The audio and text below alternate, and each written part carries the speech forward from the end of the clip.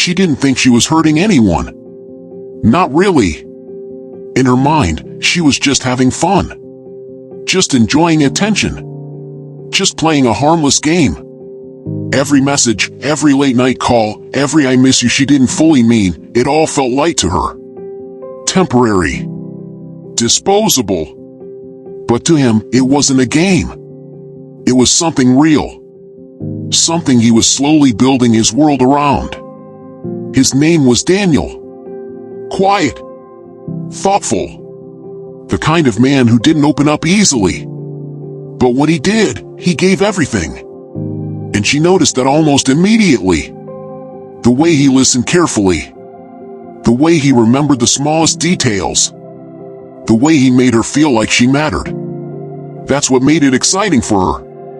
Because she knew she didn't feel the same way. Still, she leaned in closer. Texted more. Laughed louder. Stayed longer. Not because she loved him, but because she loved how he loved her. And every time he got closer, she pulled just far enough to keep him chasing. To her, it was control. To him, it was hope. And the more he believed in what they had, the more dangerous the game became. Because the moment feelings are real for one person and entertainment for the other, something is already starting to break. It started with small things. Little habits that slowly turned into meaning. She would send him good morning texts before he even woke up. Call him late at night just to talk about nothing. Laugh at his jokes like they were the funniest thing she had ever heard. And Daniel, he noticed everything. He began to structure his days around her. Waiting for her messages. Checking his phone more often than he ever had before. Smiling at things that used to feel ordinary. For the first time in a long time, he felt chosen. But what he didn't know was that she wasn't doing any of it because she cared deeply. She was doing it because she was bored.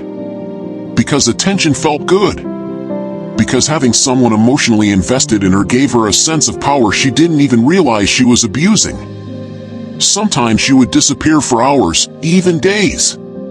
And when she came back, she would act like nothing happened. "I missed you," she'd say. And every time, he believed her. Because when you want something to be real badly enough, you stop questioning the parts that don't make sense. But confusion doesn't stay quiet forever. Eventually, it starts asking questions. And those questions were about to change everything. The first time he asked, she laughed. "Are we something?" It was a simple question. Soft. Careful. Almost afraid of its own existence. She paused for just a second too long. Then smiled. "Why do we need to label it?" To her, that answer kept things easy. Flexible. Free. To him, it created something else entirely, uncertainty. But he ignored it. Because everything else still felt right. The late-night calls didn't stop. The sweet messages kept coming. The emotional closeness only grew stronger. And slowly, Daniel began to fill in the gaps himself. He started imagining a future.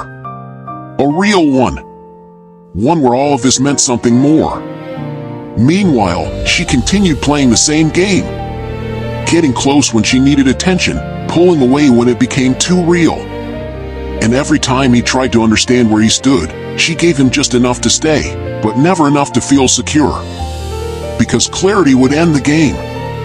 And she wasn't ready to lose it. But what she didn't realize was that the longer you keep someone in emotional confusion, the deeper the damage goes when the truth finally shows up. By now, Daniel wasn't just interested, he was invested. Deeply. He started sharing parts of himself he had never told anyone before. His fears. His past. His insecurities. The quiet things he usually kept hidden from the world. And she listened. Responded. Comforted him. Not because she intended to heal him, but because it kept him attached. Every vulnerable moment pulled him closer. Every reassurance made him trust her more. And trust is where the game becomes dangerous. Because once someone trusts you with their emotions, you're no longer just playing. You're holding something fragile. But she didn't see it that way. To her, it was still light. Still casual. Still something she could walk away from whenever she wanted. And that's exactly what made it risky. Because Daniel wasn't preparing for an ending. He was building something he thought would last. And when one person is building, while the other is just passing time, the collapse doesn't happen slowly. It happens all at once. The change didn't come with a warning. It never does. One day, her replies became shorter.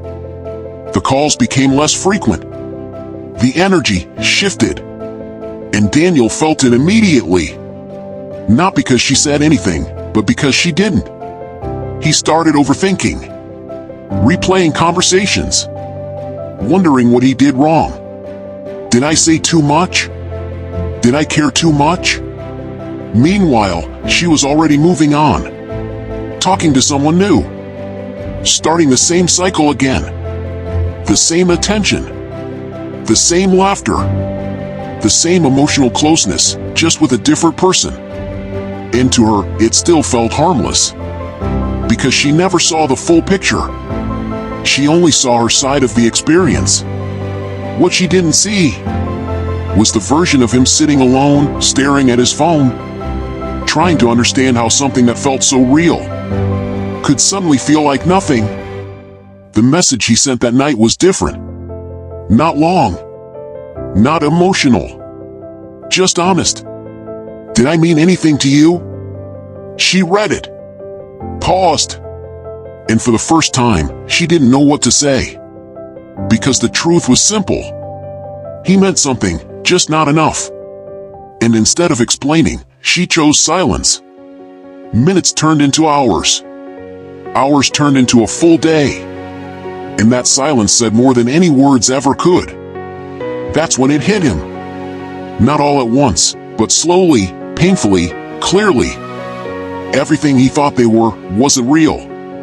Every moment he held on to meant more to him than it ever did to her. And the hardest part wasn't losing her. It was realizing he had been alone in something he thought they were building together. That's what broke him. Not the ending, but the truth behind it. She didn't think much of it at first. People move on. That's life. That's what she told herself. Until weeks later, she heard about him. He wasn't the same. Quieter than before. More withdrawn. Someone said, he doesn't trust people anymore.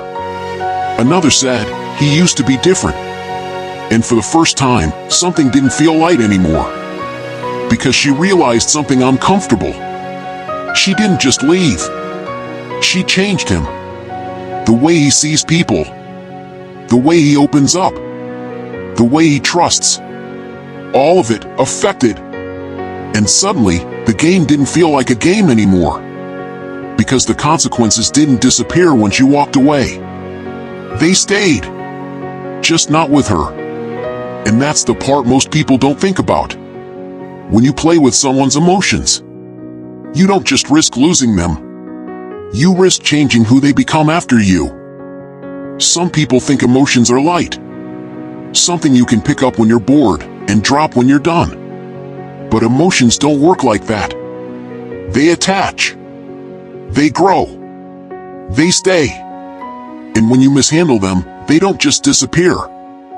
They leave marks. Invisible ones. The kind that show up in how someone trusts, loves, and opens up long after you're gone. Playing with emotions may feel harmless in the moment. It may even feel fun. But the damage it causes is rarely immediate. It shows up later. In silence. In distance. In walls people build that didn't exist before.